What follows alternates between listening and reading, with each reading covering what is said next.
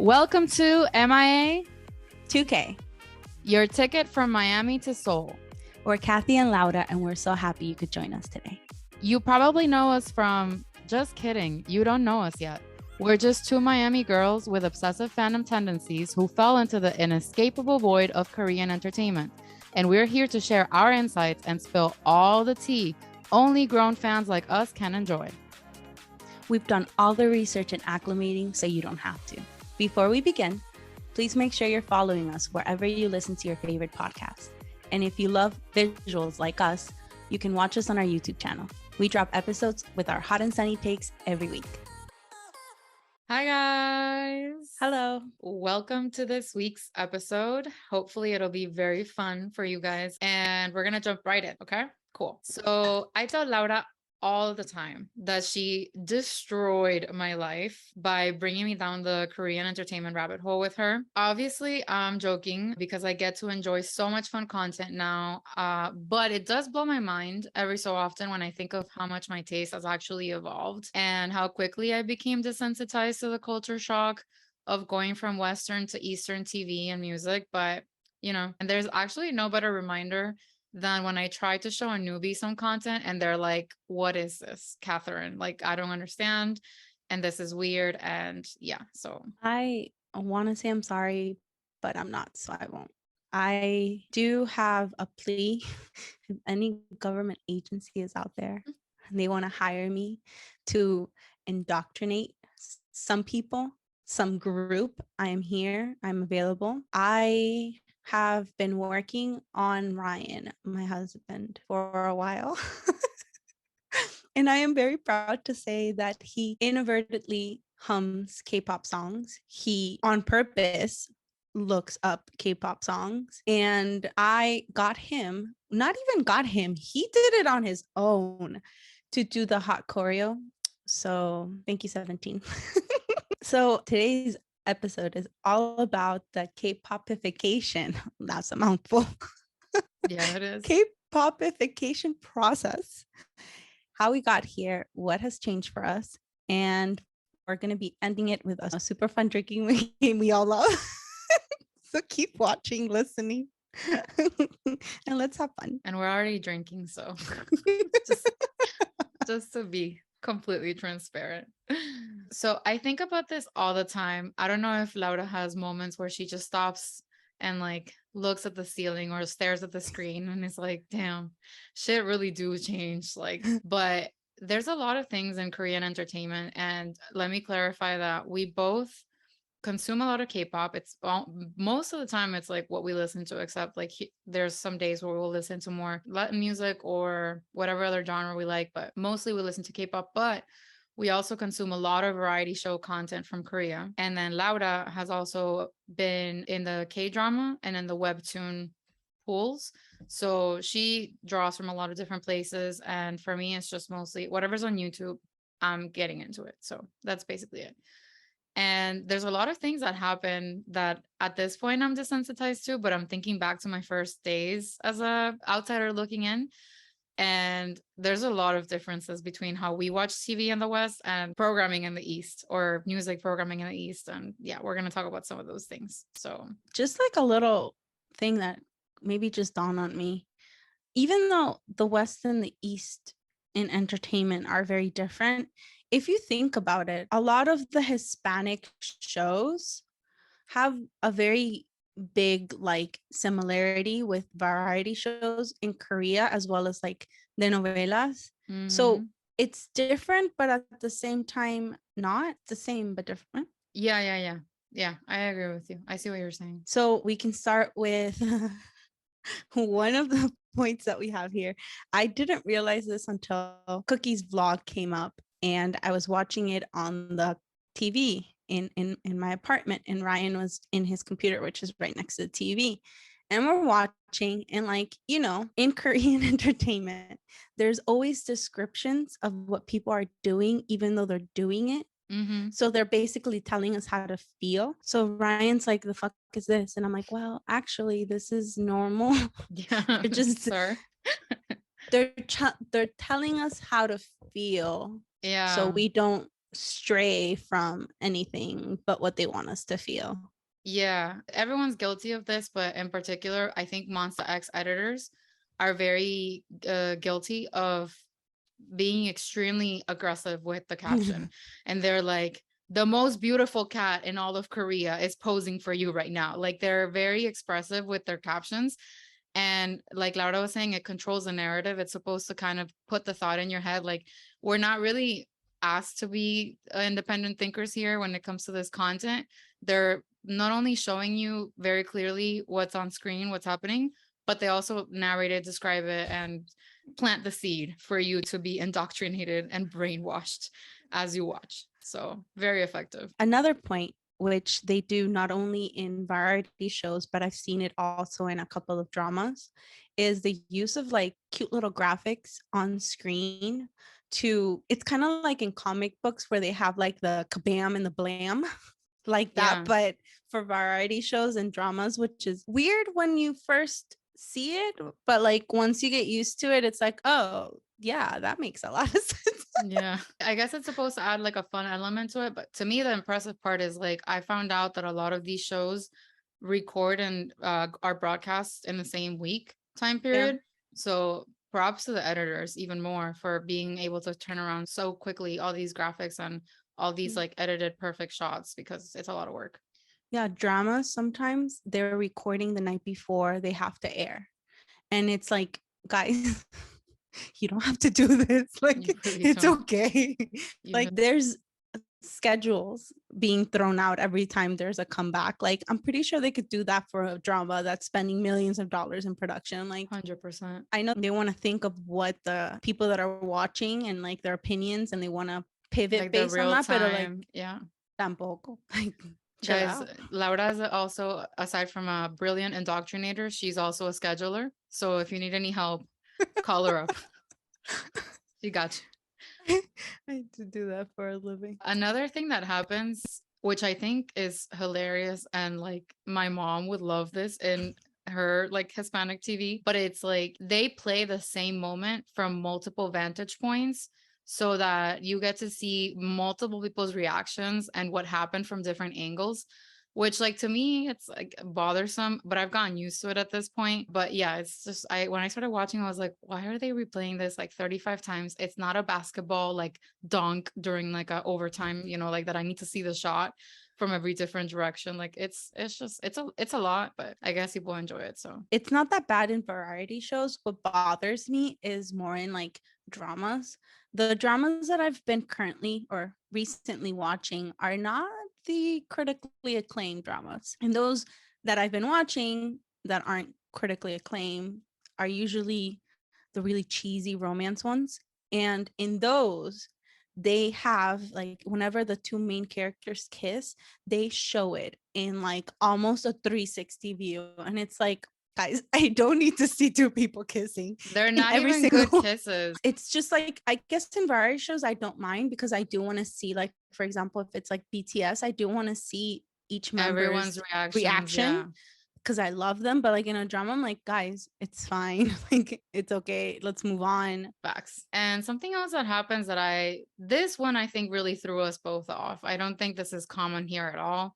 But Mm-mm. there's a lot of playing around with the being a couple thing in same sex groups or in variety shows for idols or just in basically any setting where role playing is welcome or there's like a teaming up situation. Like they'll grab hands and they'll be like, oh, we look like a couple or we're dressed because that's a thing in Korea as well. I've come to find out that like when people are in relationships, they dress alike, like couples dress alike. Mm-hmm. So I think there's a bigger chance of that happening in an idol group because all of them get styled similarly to each other. So it's very easy for them to look like they're together. And they're just like, you'll see two guys holding hands being like, oh my God, we look like a couple and like excited and like funny and like whatever. That would never happen here. Even though on the West, we've become more woke.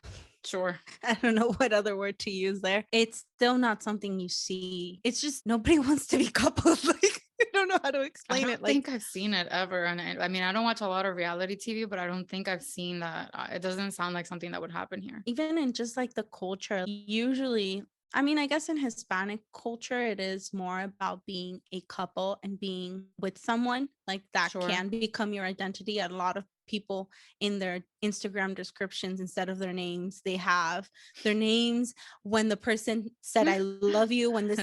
And it's like, my guys, Totally. really? Or they have like a picture with them and their significant other. Yeah. So, but then there's also like in American culture, it's more about, yeah, you're together, but you're also an individual. So it's, yeah, also I think nobody that's really wears. it. That's really it. There's a lot of individualism here. Yeah, That's what that's, it is. And the last two things that we've noticed that we're completely desensitized to for the most part now, but was a big shock when we started watching. Egyo, for anyone who's not initiated into the K-pop or Korean entertainment world, Eggy means baby. So Egyo is kind of acting like a baby. And it's just like making cute voices and like making little signs by your face with your hands and just kind of infantilizing the moment, yourself and the moment. And there's a lot of that. And when I saw that, I was like, these men are like in their 30s, some of them, or whatever, and they're being asked to make like baby voices and do things like it's almost creepy. But there's a different relationship with masculinity in that sense in Korea. And Aegyo is just kind of like allowed and it's fine for everybody to do. So yeah. And like women do it too. Like from what I understand, it's not just like an idol thing. Like people yeah, on no. like normies, us normal people, average people, Yeah. they also do that. It's like part of the culture, but it's like it can be really cringe. Yeah. Last but not least, we have skinship. So, coming from a Latin South American background, there's no such thing as seeing men all over each other outside of like, I don't know, maybe slapping their butts on like a soccer game scoring, you know? That's about the extent of which there will be like physical contact between men. Sure, like they'll hug each other when they see each other every once in a while, but like the skinship in Korea was super culture shock for me at first. The way that they are okay with like holding hands, sleeping together, cuddling, just jumping on each other all the time, hugging each other. And to me, at this point, I can see it from a standpoint of, especially for K pop, a lot of these kids really grew up with each other from a very young age. And some of them had to move from wherever state or region they were from to Seoul to train with the companies. So they literally grew up with their members as their family. So there's a level of comfort that is just beyond what most people can imagine could happen. But these people are close with each other to the point where it's like even more than some families are. Like, Yeah. I don't think a lot of families are even as physically comfortable with each other as most of these idols are. So skinship was huge culture shock for me. And like in Korea, from what I understand, like men and women aren't celebrated when there's PDA or like hugging between friends of like different genders. It's not Yeah, like socially acceptable always. So I think it just makes it easier, or it's like more okay if you're the same gender, it's fine. right. But Like as if long it's as it's like, not sexual, right, like, exactly. So like yeah, I think it might just be like a way for teenagers to like have hugs because hugs are important. People need hugs yeah. to be, mentally happy, I think. We also want to mention K-pop specific things because the ones that we mentioned before were more like Korean culture, Korean entertainment. This would be more K-pop specific. Mhm. One of them is the difference between an idol and an artist to Yeah, like me. I've seen a lot. I've seen a lot, and Laura and I have these like intellectual conversations between ourselves, and we're like, I would tell her like, in your mind, what's the difference to you between an idol and an entertainer? Because they make these distinctions very black and white when we're watching shows. Like sometimes idols like say like I'm a singer, I'm an idol, I'm not an entertainer. And I'm like, I don't know, I would think like everyone would call Beyonce an entertainer, even though she's just like, the biggest pop star this side of the world. And I don't know, it's just it blows my mind the way that they really want to differentiate these things. But for them, it's like artists are singers or anyone who has a career in music but is not an idol. And they're very clear that they're not idols because they don't want to be put under the microscope that idols are put under. Idols are very, very specific niche of time limited, younger, all these things. And idols are really a new breed. Like they just started in the late 90s. artists have been around for forever and will be around for forever. We don't know what an old idol looks like because we've never had one from Korea before. So that's No. wild. And yeah, entertainers are for variety shows and stuff like that. And we talked about this when Obi did his release party. We're like, okay, so he's allowed to hang out with women artists, but he can't hang out with women idols. Correct. So like the party was filled with women from K hip hop, K R&B, from like everywhere, but I did not see one single idol woman. Yeah. So it's like, what's they're just women. Like, I think it's fine. Another thing that I remember having this thought very vividly when I started watching K-pop content, and I saw like one clip of, it was probably Dynamite at the time because that's how I got in. That was my gateway, obviously.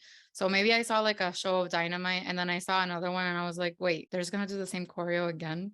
Like I already saw it. Like what? And then now I'm like, I understand like you want to watch it to learn it, and like it doesn't matter how many times they do the choreo, it's still a different performance every time. But that to me, I was like, no, this would not fly in America. Like this is why they don't have choreo here, I think. Like I don't get it. The first time I noticed that wasn't actually with a K-pop idol. It was with Anita. She used to have this style of music, very different from what she does now. She's evolved where she would have choreo, the same choreo for each song. And when I first got into her and I started like watching a lot of her content and seeing her perform live, I was like, isn't that the same dance that she just did? But like, I definitely forgot about it until like literally right now. But it's true, it's not normal. Like when I saw her do it, I was like, the fuck is this? Why is she doing the same like dancing? Like, Yeah. makes no sense to me. NSYNC had one memorable choreo, you know, with Bye Bye Bye, which like obviously everybody wanted to do, and it was the easiest thing ever. And it was obviously expected that they were gonna do that choreo every time, but that wasn't the case for every song. Like it wasn't like that where we like knew the choreo and we knew the things. Like this is clearly an intricate and integral ingredient of K-pop. But yeah, I was at first I was like, I don't need to watch these people do the same choreo every freaking time. 2022 said, sure. Fast forward to Kathy watching PTD like 30 times. No lie. Let's go to her YouTube history and see how many times. Not only am I watching every performance of the same song multiple times, just like different outfits and different sets, maybe, but now I'm also watching the fan cams of each of the members individually. So who's a clown? Me, this girl. Wow. Keep having realizations. I'm hating myself. Good times. One of them, I think the first concert that I saw was BTS. And I didn't really understand what meant were.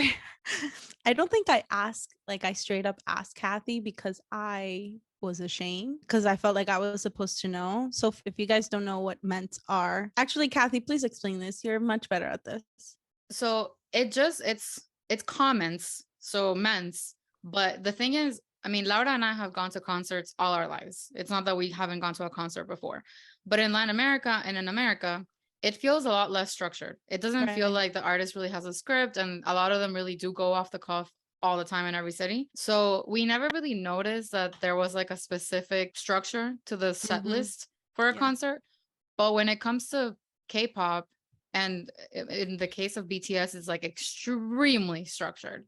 Like those producers, the cue sheet is tight. So basically, it gives them time to breathe in between songs. So like I honestly, in K-pop, it does make a lot of sense with how high intensity their choreos are. They need time to recover so that they can do another set. So every 3 to 4 songs, depending on how much they do, they're going to have a little section where everybody talks and they have comments, hence ments. So yeah, ments, big deal, and a big scripted opportunity for most of these groups. It's cute sometimes, other times you're just like, yeah, someone wrote that for you. I hadn't been able to see it from their point of view, like from the artist's point of view, but for Lola, when they were filming J-Hope from the back, you could see the teleprompter, like the screen in front with what he was going to say during his ments. And I was like, oh my God, this is the first time that I actually see them like write word for word what they're saying. Yeah, like so he was like, I'm J-Hope from BTS, but you can call me J. Like it's, I get it, because even we forget things that we're going to say during the podcast that we had thought before, even when it's in our notes. So we totally understand that it's in the prompter. but it's a very different experience from what we get here in the West. For sure. So I guess the thing that I have the most issue with, because I live in a 1-bedroom apartment, less than 850 square feet, with my husband, who also has a lot of hobbies, is physical albums. I want them all, but I don't have space. And that hasn't, like, physical albums haven't been an actual thing out here, like in this side of the world, for years. I was Like, gonna ask you if you remember what was the last physical album that you had that you own here. You do? I do, because the thing is, it was I pretty do too. recent. Oh, I do too, but mine was not that recent.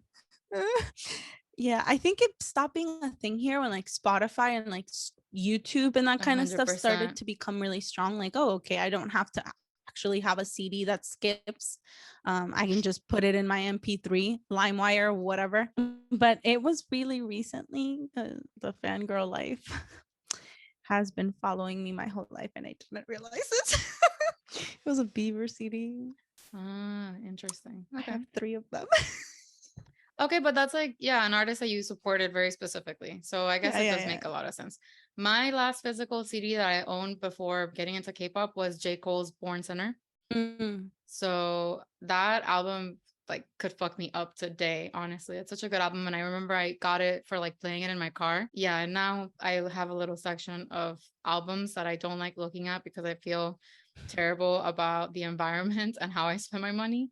And on that note, we actually just saw that JYP put out a statement saying that they were not going to do physical albums anymore because of sustainability, which I think is amazing because I really do hate the wastefulness and just thinking of all the landfills and all these people that buy albums to just sell the photo cards and just throw them out because not everybody has access or closeness to a store where they can drop it off and donate it or whatever. I'm excited that JYP is doing this and that they're deciding to be trendsetters in this way. And I hope that other companies also follow suit. But anyway, the point is, obviously a CD doesn't really matter to anyone. And they knew this when they started marketing physical albums. So what they decided to do was to include photo cards in the albums, which are basically like little baseball cards we've seen here in the States. Here, people collected for many years like Pokemon cards, baseball cards, Yu-Gi-Oh was another big one. And K-pop said, if we put the little selfies these fuckers take on a little cardboard piece, we can make money off of them.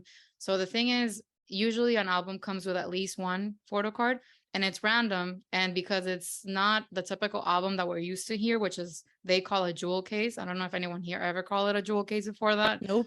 But you can't see it, so you don't know what you get. So people just buy a bunch of albums hoping that they get their favorite members photo card in there. And they also not just do the photo card thing, but then they do different versions of the album.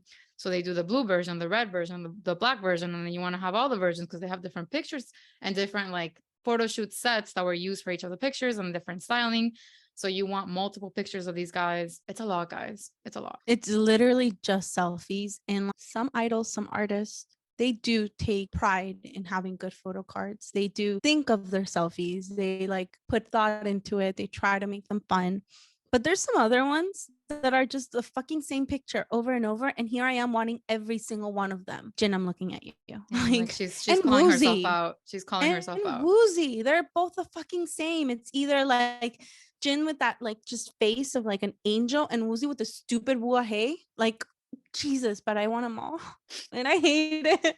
I hate it so much. Yeah, I went from like, oh, I don't get this to I have 3 binders now full of photo cards for groups that I don't even stand. Like, it's ridiculous. And also, the last thing we'll say about the K-pop life and the album life is I think someone in America would be offended if, I don't know, literally anyone tried to put like a song that they already had in a new album, call it a repackage and try to sell it to them again. So like they have these repackages, which is like they literally repackage a bunch of old songs or songs that already exist from previous albums, and then they sell it again. And it's like, bro, didn't I already pay you for this? Like the fuck? 17 just did the repackaged Sector 17 album. It was literally Face the Sun, but with like 3 song changes. And like, why? I remember we still like reggaeton a lot. when Karol G came out with, what was the name of the what was the name of the album? I don't know because it's irrelevant because no one ever It's should fucking listen to it. Listen. here you are Karol being G, okay. Karol G got me through my first like big breakup. Like y'all don't understand how her first album for me was like revolutionary. No one even knows this album exists. I know every fucking song. That album really, really like was it for me. And then she released a few really good singles from Pineapple to Mi Cama, whatever, like a bunch of other songs. Punto G. Punto G. And then she like decides to drop this album. I think it was like 2019, 2018, 2019. and literally half of the album was made up of the singles she had already released up until a year and a half earlier. Cause I was like, I understand that artists release a single a few months before, and maybe like one or two songs that I already heard are in the album. But for her, it was literally half of it. I was so offended. So offended. You guys, you don't understand. When this came out, Kathy was like, how dare she? Like, she attacked me personally. Like, this was against me. I felt literally disrespected, like married to the disrespect. That's not okay with me. So when I heard of the repackaging, I'm like, oh, another way to attack the environment and my pocket with old recycled shit? Come on. But I digress. I still refuse to buy a repackaged album. Same. The narrator says these two are both clowns and did not in fact refuse to buy repackaged albums, as they both bought BTS's Proof, which is indeed the biggest repackaged album of all time. So now that we talked about K-pop specific, we wanted to lightly touch on K-dramas and Webtoons. So one of the things that I don't think I can personally watch Western shows anymore the same, because it's too much. Like, Korean dramas are always pretty short, one season.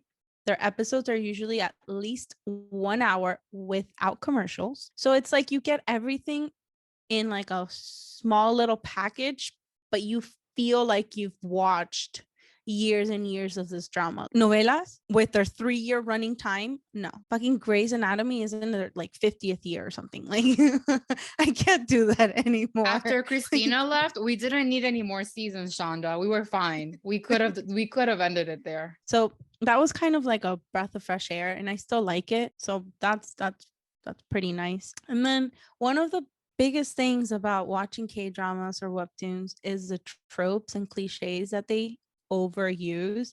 I remember when I first started watching them, I didn't have anybody to talk to, so I just bothered Kathy with it. And I literally sent her maybe 20 messages complaining about all of the cliches and tropes that I was watching over and over and over again, because I became obsessed with K-dramas and I wouldn't stop. I couldn't stop. I was addicted. Just so you guys understand, Laura doesn't always give me context, and by doesn't always I mean almost never gives me context. So she would be like, the fucking band-aid, and I was like, what are you talking about? To be quite honest, I've taken like a little vacation. I've only watched web dramas in the last couple of months because they're short, they're sweet, they're stupid, and they're not that great, but I love them. But the band-aid that she's talking about is in romance dramas. There's always a band-aid scene. What that means is, for some reason, this is another trope, people in K-dramas, the female lead is always falling everywhere. Like, girl cannot stand straight. Like, she cannot. So she's always falling and like scraping her knee. Like, who even does that as an adult? I don't think I've scraped my knee very often. Like, Laura falling off her Segway 2020. That was a special case.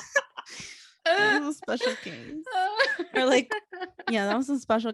You know what? I've only fallen when there's alcohol involved, but I don't usually. And like in these scenes, it's like this girl has a scrape, like, what the fuck? And like somehow she doesn't know how to put her own fucking band-aid. And the male leads like pops a fucking band-aid out of fucking nowhere, because they always have them somewhere. And so he pops it out, and then like they like take it off and put it on her, and like you get five different views of him putting on the band-aid, and the girl's like and it's like, Jesus Christ, stop. Like, it's just a fucking band-aid. Like, I understand, it's like the whole taking care of you, blah blah blah blah blah. But like the fucking The physical contact. through a band. That's how they flirt. Miami could never. Speaking of Miami could never, is the over dramatization of hugs. It's just a hug. But they make it over there like it's like the biggest, which I mean, I get it now, after researching the culture, whatever. But like when I first watched it, I was like, why are they spending 10 minutes on a hug? Like it's just a hug. Now I get it. Don't kill me, people. But like it was just a little bit too much. I know that American culture is known for like binge drinking and frat parties and drinking, blah blah blah blah. But I don't feel like in every show there's a specific drunk scene. Like people do get drunk in shows and they show that blah blah. And if it's like a teenage show, they do it to show kids that you shouldn't drink, whatever. Yeah. But like in Korean dramas, it's like it's the same kind of scene where like usually the female lead is with the second male lead because there's mostly always a fucking love triangle. And she's eating and they're like having soju and then she gets drunk and it's always the same thing and she starts talking and there's piggyback rides involved because apparently everyone in Korea can give each other piggyback rides. Like I don't think I've been able to get a piggyback ride in years because like ¿quién me puede cargar? Like don't call yourself out like that, Laura. Someone, let me tell you something. At Ultra, some guy who was clearly off, like high off his rocket, offered me to get on his shoulders, and I was like, why would I do that to you? So you never know. Somebody's out there for you, waiting to give you the piggyback ride of your life. And then so like with this, it's mostly always the same type of drunk scene, either like after like hanging out with friends, hanging out with the second male lead, or like at a work event, piggyback rides and the throwing up. It is so normal to see that in webtoons and K-dramas. And I'm like, I think they show it in shows, but like it's not so normal. Like it was weird. I still think it's weird. It is. Also the bathroom thing, like scenes where like the characters are in the bathroom, not showering, but like pooping or like peeing. It's weird. It's so open and so normal. I mean, which it is that one book. Well, it's not as normal poops. here. I feel like people talk about it, but it's not shown like that on TV or anything. No. But it's a comedy thing also. Sometimes it's not even comedy. It's just like there. And it was very weird gross to me. Like I get it. Everybody poops, but tampoco. And I guess with this one, it happens in K-pop too, where it's okay to sexualize men, but it's not okay to sexualize women. So you'll see in dramas and in webtoons, there's a lot of abs, like a ridiculous amount of abs everywhere. But then you won't see the female lead showing more than just her legs and maybe her arms. So it's different because here it's usually the opposite. Mm-hmm. Men don't really have nude scenes. Sex sells, but it's mostly like women sex sells. Yeah, yeah. And like here, taking off your shirt, it's normal. So it's not like a big deal. But like in terms of women, you usually see women showing a lot of skin. But over there, it's like you can sexualize the male lead, but God forbid you sexualize the female lead. It's the same with K-pop. Yeah, girl groups have sexy outfits, but it's not like fucking SF9 humping the ground and humping the air. You know what I mean? Like it's not the same. It's not equal, which I guess is good, but it is if the women don't want to. But then when Solar gets a pole, it's a big deal. If the women want to do it, then let them do it. Yeah. If they don't want to, then don't force them, obviously. It would be ideal if it was like that. And same with the men, because maybe the people, like the men don't want to show their abs or don't want to work out so hard to be shredded all the time so that they have to be on screen. Yeah. Right. And then this final one, stalking. Like it is such a normal trope in webtoons and K-dramas, and it's not seen as weird. And I'm just like how here we normalize like, oh, if he hits you or if he treats you badly, like with little kids, it's because he likes you. And it's like the stalking there is like, well, he doesn't love you unless he stalks you. Like it's part of the thing. Yeah. I mean, they also say that's also another trope. Like, if he's mean to you, he likes you. Exactly. Yeah. So it's like there's no winning. There's no they're winning for they're women. setting up like young women and whomever watches K dramas to have very twisted ideas and images of healthy relationships, like healthy who, not this. Not in those dramas. And I know I just said one last thing, but I'm channeling my inner JK. One last thing. Student teacher relationships. I know that here we have a lot of shows that have that sort of aspect, but I have seen an incredible amount of shows and webtoons doing this. I just wanted to break that stereotype because it's Gross.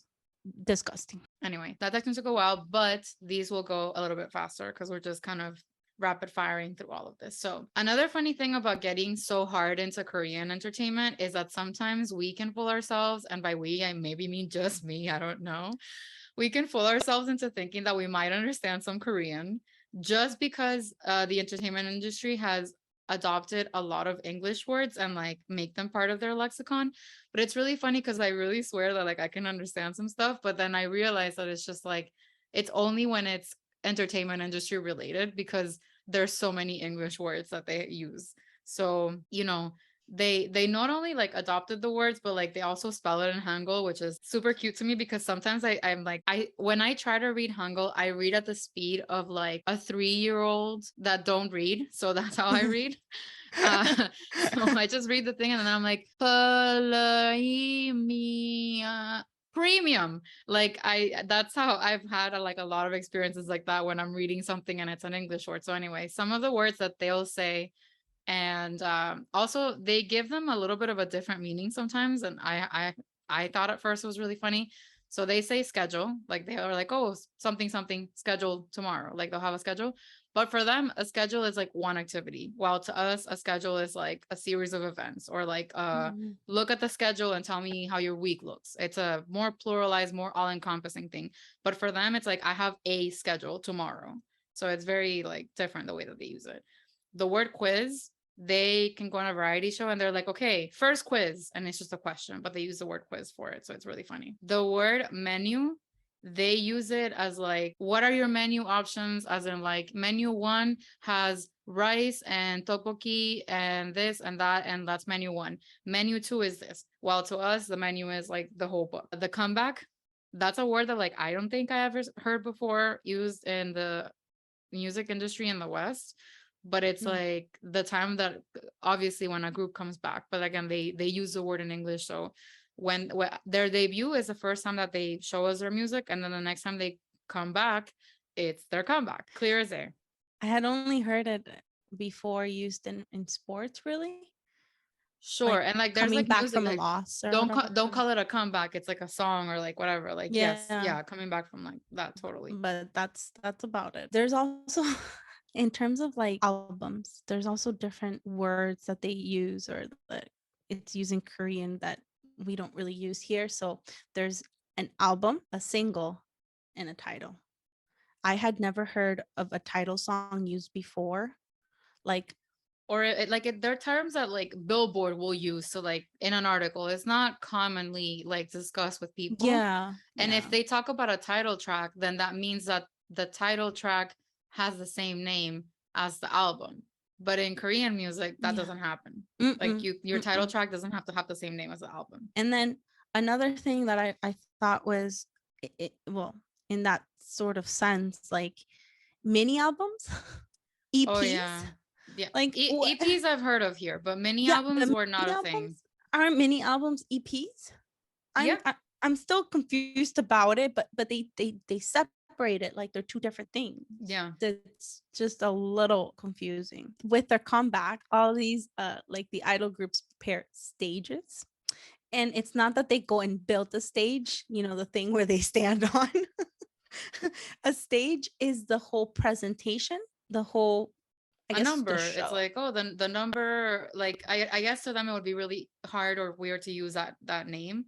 But Right. it's like you go to a Radio City Music Hall and they have this number where they all wore green and did this dance. Like we Right, call it right, a right. number in the music industry here. but they call it a stage. And I think it's hilarious. When I first started, they're like, yeah, we prepared this stage. And it's like, damn, y'all built this? Like, y'all Crazy. crazy, crazy, crazy. Here, when they go on a TV station, they just go in the rinky dinky like little corner that TV station has prepared for performances. Yeah. It's not this whole visual like intricate thing either. No, you'll only see that for like an award show. And even then, Right. like it might just be like screen colors or something that are changing, you know? Speaking of visuals, Korean culture is very similar to Hispanic culture, very much about look. So visuals are basically the most handsome, prettiest member of each group, which I don't think we could do that here. I don't think that'd be a thing. As a wokest cultural generation right now, hell no. Like I was mind blown when I would look into the groups, because like there's pages, for example, like kpopprofiles.com, where you can go and you can look up a group and like get to know the members individually. So they'll list the responsibility. So there'll be like leader, rapper, visual, and I'm like, damn, like they literally categorize them as that. Like, or they'll say themselves, the members will be like, I'm in charge of the visual. Like I'm the visual of the group. And I'll be like, first of all, congratulations for the confidence. Second of all, the rest of y'all should be very offended. And it's visual and the face of the group, because sometimes the face of the group is not visuals, but it still means the most handsome member or the prettiest member. And with that, visuals are supposed to act a certain way. So like, for example, Jin at the very beginning, when BTS was pretty much new, he couldn't be silly because visuals are not silly. They're just beautiful and mysterious. So it's like, they put people, or they put their idols in boxes that don't make sense. Like, for example, Jin has a wonderful personality. Why would you put him where he's not talking and showcasing that? Same with Mingyu and 17, like wonderful personality, perfect for entertainment. Why wouldn't you want them to show that? That means money for you. So TMIs here are when you share something that's uber personal, too personal, stuff that you really don't say to people Or in the reg, and gross. Usually, you know, for women that have periods, it's like, oh, TMI, I'm on my period kind of thing, you know? In Korea, TMI is talking about mundane things that you did, things that don't really matter. They're like, oh, what's your TMI? Oh, I ate bulgogi. Yeah. Gray from AOMG actually has a whole ass song called TMI. And if you read the lyrics, it's like, all right, I guess I needed to know that you haven't left your couch the whole day. Sure.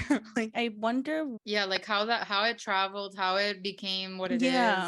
Yeah, it's very weird. I wonder what Korean person heard of TMI here and decided to bring it to the culture there and entertainment. And literally, there's not a live or an interview or anything that happens where someone doesn't ask for a TMI. Like it's a thing. It's a thing. And I'm just like, that's not TMI, homie, but okay. And the last two things about the words that they use, this isn't necessarily like they use the English word, but maybe like when a translator is talking, they'll use these words to encompass what they're talking about. And they definitely don't mean the same thing. Like, for example, the word event, I laugh all the time when they use the word event as an ex-event planner. Because, for example, when there's a concert around one of the members' birthdays, and let's say fans put together like a little thing where they do like signs or something for the member to make them feel special, they'll call that an event. And it's like, no, homie, the concert itself is an event. That is an activity. It's like a gift. Like you can call it literally anything, but it's not an event. It's cute. It's like not. I don't have anything against it. It's just funny, and I jokingly say that as an ex-event planner, I feel triggered whenever they use the word event for like a minor thing. And then they pluralize a lot of words, especially in like the translations and the subtitles. And I find it hilarious because, you know, my past life as an event planner, now as a communicator, I take grammar very seriously. You just can't pluralize a lot of things, and they just add an S to everything. Like they're like, we prepared lots of contents for you instead of content, or we are looking at the staffs in the room, or we're selling lots of merches with this comeback. Like it's like I die. I mean, I think I have thought of the word staffs now. Like I It's think not of weird to me content all the anymore. time. I'm a content creator. That's my literal actual title at my job. And it's not like a YouTuber thing. Like it's a serious company. But I literally, like, as a content creator, I'm like, yeah, I'm creating contents this quarter. Like it's affecting my life. So this doesn't go one way. We have, without noticing, adopted a lot of sounds, a lot of words into our everyday vocabulary because of K-dramas, K-pop, webtoons, etc. And it's not just us. There are plenty of Korean words, expressions that us and other K-poppies, and now I guess the entertainment industry, because they're awakening to K-pop, that we've adopted. Personally, for both of us, we don't like to use them publicly too much because we don't want to be seen as Korea boos, but we do think it. We just don't verbalize it. The brainwashing has been very effective and very real. Yes. So effective. Kathy, which one's your favorite? I would have to say it's chincha. Like I say chincha to Laura at least 10 times a day. And it's funny because so Laura and I talk all day, every day since before K-pop. And sometimes we have conversations about like, did you give me this word? Did I use this word before? Did I give it to you? Because we don't know sometimes where we started saying shit. But Laura says that I gave her the word honestly, because I say honestly all the time. I'm like, honestly, bro, I really don't know if I want to go, like, you know, whatever, like that. And Laura's like, I'm always honest, so I never had to say honestly before, but now I say it all the time. So when I say things now, I'm like, yo, chincha, bro, like, hello, chincha, chincharo, like, hello. So that's, and it's really funny when I'm at work and I like want to say it and I can't because no one will understand me. So I would say that has to be my favorite one. Yeah. I don't particularly go for words, but I do. That's a lie. Because I just remembered a word. It's not a Korean word. It's okay. Koreans say okay in a certain way. Yeah. It's not how we say okay. It's repeated. So it's not just okay. It's okay, okay, okay. Yeah. And I cannot And like stop. the I at the end is like maybe there, maybe not. It's like okay, okay, okay, okay. Like they kind of eat the I while they're saying the next okay. It's really cute. So I've adopted that, but I've mostly adopted sounds. I think the sounds are where it's at. Yeah. Because you can say sounds without seeming like anything. They're just sounds. Yeah. Some of the Like, sounds are very common in like K dramas or like, and whenever you hear them talking off script, they're like I go, like, which means just like I, or like aish, like when they drop something, like they'll sound like that, or they don't say wow, they say like wah, like I don't know, like those are more the sounds that I hear all the time that I'm like I think those sounds, but I don't, or whoa. I think I might, that might have escaped my lips at work. I'm not gonna lie to you. 100%. 100%. Another one is the ugh, not the ugh, but the Like the that one. That might have also escaped my lips a couple times here yeah. and there. I remember the first time I heard it, I was like, what is happening? Like the static sound, like what is, and they use it for a lot of different A things. lot of the one that we do use just between us girls is chingo. It's such a great word. It sounds wonderful. It means friend. Yes. And then Laura has been saying my guy for a while. And then one day she goes, my chingu. And I was like, that's the cutest thing I've ever heard my entire life. Like, loved it, obsessed with it. And then other words that I've seen adopted, like when I talk to my fellow K-poppies in the area, Blackpink in your area. Well, Daebak, I think it just became like the most known word, which means awesome, from like it, like a lot of podcasts have that name, a lot of like shows, a lot of companies. So that's a very commonly used word. Fighting or whiting, which Koreans use to like cheer each other on. It means like you got this, but they say fighting. Like at first when I heard that, I was like, is there gonna be a fight? Like I'm pretty sure. I was like, aren't y'all friends? Like I don't. You just said chingu, now you're saying fighting. Like I don't get it. And then hajima, which means like don't do it or stop. And then I've also heard some of our K-poppy friends call each other like unni or like sambe or something like that, which are just like their endearing terms of respect to address each other. So hyung, unni, nuna, oppa, sambe are all kind of like being thrown around in Miami. If you don't know, now you know. Personally, I only use uni when I fucked up and I want to butter up Kathy. Yes, and it works. It's very effective. She'll be like, "I'm sorry, Annie," and I'm like, "It's fine. I love you so much. Oh my god, I'm your Annie." Like, and I would call her Sunbae all the time at first, like when I didn't know anything, and she would just be telling me all the country. I'm like, "Oh my god, Sunbae name, thank you so much. Thank you for telling me." We forgot one word that we've adopted completely into our personal friendship language. Uri. Oh yeah, yeah, Use that too much. yeah. So Never anywhere else though. Uri is like but in Korean culture, what I've read is like the whole "it takes a village" thing, they take it very seriously. So it's like I'll be talking to Laura and I'll be like, "Yeah, because our mom," and I'm just talking about my mom, but like she's our mom because like my mom is everyone's mom in Korea. So yeah, Laura will say like she'll be talking about her bias, but she'll be like Uri someone, and I'll just be like, "Yeah, that's cute." Like, yeah. And I guess more like quickly, I think that's a lie at this point. Like with any hyper focused niche, there's jargon or slang that is used between fans to talk about a moment. And with K-pop and K-dramas, the shorthand is real. So once we became stans and we started, especially me when I got into Twitter, I started seeing like a lot of these things being used very commonly. So we're just gonna go through the list. So if they say Kathy is doing something in tiny, it just means that like you see me and I look very like cute and small on the screen. That would never happen to me with my big ass forehead and shit, but it's fine.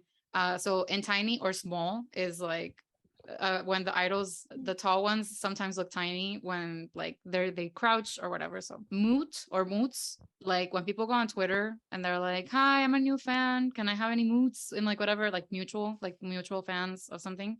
So it's just like a way to make friends. OT means one true. So any group that has a certain amount of members, people will say like BTS is one true seven, OT7, Monsta X, OT6 or OT7, depending on who you ask. And Scandalous. things like that. Very scandalous.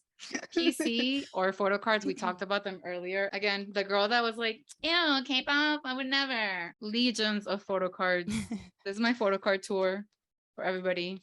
BTS, Stray Kids, Monsta X, then it's TXT. So yeah, photo cards are the collectibles that people get from the albums. And then we have cup sleeves. So it's the way that I have flip-flopped for me.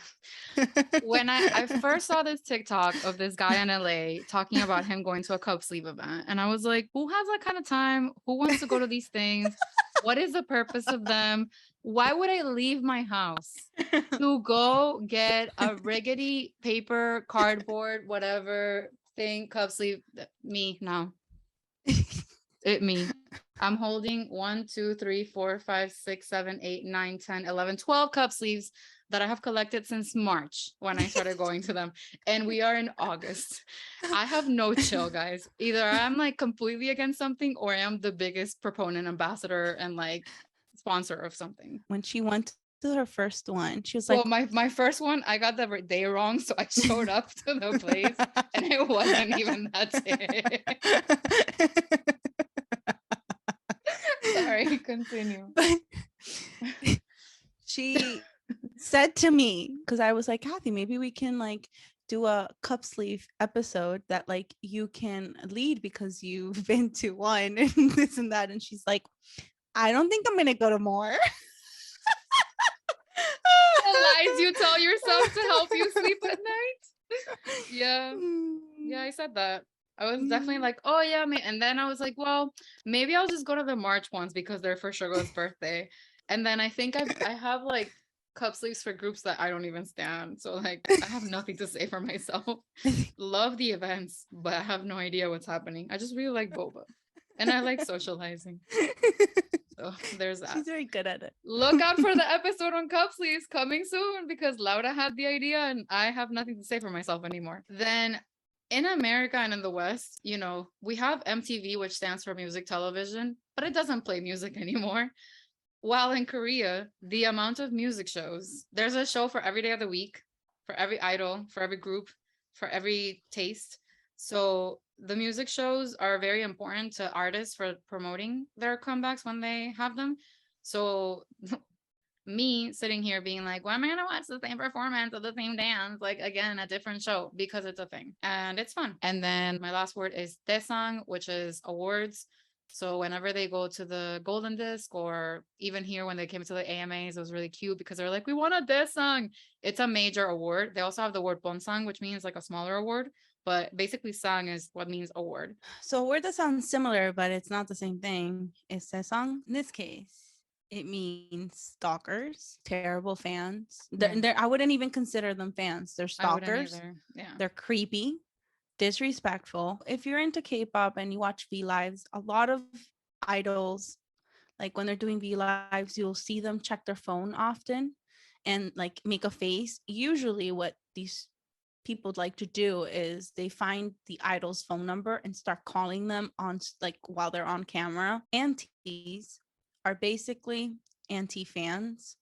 Usually it means that they dislike a group, and instead of just quietly disliking them, they decide to just slander that group in social media for whatever reason, because it's not going to make their favorite group look good. Like ults, which is from ultimate, that just means that it's your favorite group person. Multis are people that like multiple different groups. Solo stands are also a thing.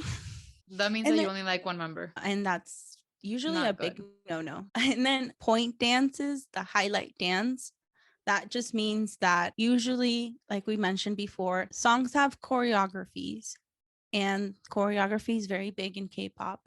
And the highlight or point dance is the part where it's usually in the chorus, the one that they want to bring more attention to. Usually they use that for like TikTok challenges and stuff. It's usually they're more not complicated, but like it's called like the highlight of the choreography. It stands out. It stands out. Like it becomes a memorable, like the most memorable part of the choreo, that like you can identify the choreography immediately by that, or the song immediately by that dance move. And then Kathy mentioned fan cams. These music shows have a lot of money for production because they have a camera, and each idol gets a camera and it records that particular idol's dance throughout the whole performance, which you don't really see that here at all. That's why a lot of groups practice with like a name tag on top of their clothes, so to kind of give an idea of where they'll be standing and who they are. OSTs are just original soundtracks. We call it here original soundtracks. Yeah, but I think here for a lot of movies and TV shows, they just grab existing music. They don't really create, like unless it's like a big production, they don't really create music for stuff. But over there, it's very common for shows to tap artists, idols, or whatever to create specific music for the show. But then the bad part about it is they create this one song for the show and then they use it every time that there's like a scene between like the love interest or whatever. They use the same song like it's kind of like the song is supposed to activate your muscle memory to like know it's about a specific story, and it's overdone. It at 100% is overdone. And then just the last one, selkas, which is just selfie. It's called in Korean. They just connect a lot of words. They use the first syllable of every word, so it's like self camera. I prefer selkas now than selfies. Same. It just sounds cuter. And now for the moment we've all been waiting for. Drinks in hand, me and Laura. It's time to play Never Have I Ever, our favorite college game, but K-pop fan edition. So we gathered a list of things that we may or may not have done before getting sucked into this world, and we encourage you to also grab a drink or some banana milk. It depends on your age. I don't know. I don't judge, and play along with us. So we'll say Never Have I Ever. And then if you have done it before K-pop, you drink. If you haven't done it, don't drink. So first thing, never have I ever traveled domestically or internationally exclusively for a concert. I have. Laura has. I did that a lot. It wasn't that weird when I started getting into K-pop for me to do that. Yeah. I will take any reason to travel. Never have I ever cared to know or watch all the content related to a comeback. One Direction. Oh, One Direction. Yeah, that makes sense. Never have I ever considered buying more than one physical album of a favorite artist. I never did. Never have I ever planned a concert outfit based on a music video of the artist or era or style they've worn. I didn't do this before K-pop. This is just so there's this game is just Laura exposing herself for 10 minutes straight is what this game is. I did do this for Bruno Mars. I tried to copy his 24 karat like ensemble vibe with like the silk and the whatever. Never have I ever streamed through a music or video platform in an organized group to rack up views or listens. No, I still haven't. No. I I do now. I join like station head streaming parties and stuff like that all the time, but I never did before. Never have I ever gone to or seen more than one concert off the same tour, like in different days, different cities. I saw PTD 15 times. No, that deserves a drink. Yeah. I was getting thirsty. Never have I ever paid resale price for a concert we weren't able to get regular price tickets for. Yes, I have. I think I've only done it once that I can remember, and it was for Bruno Mars. Never have I ever paid for a song or album aside from the streaming fee. I guess I did with J. Cole. That was the last one that I like bought the album physically and also streamed it. I have a couple of them. Oh, your car didn't have an aux cord, so you had to have the CD, and you also Yeah. And then when I did have the aux cord, I still like the CD. Never have I ever awaited a comeback or tour announcement to decide on or finalize specific plans. I don't think I ever in my life cared to like arrange anything around any sort of schedule, but now I do. I have Justin Bieber in One Direction. Now you all can see why Laura was the one that got me into this shit. It's very obvious. I was living my life like a normal fucking human. And she came along and said, Never have I ever downloaded multiple apps for the sake of an artist. I had never done this. Never. Because like not my entire second page. Oh. I literally have a folder called K-pop. Yeah. In conclusion, Laura and I need to be stopped. But no, for real, we definitely have become K-popified.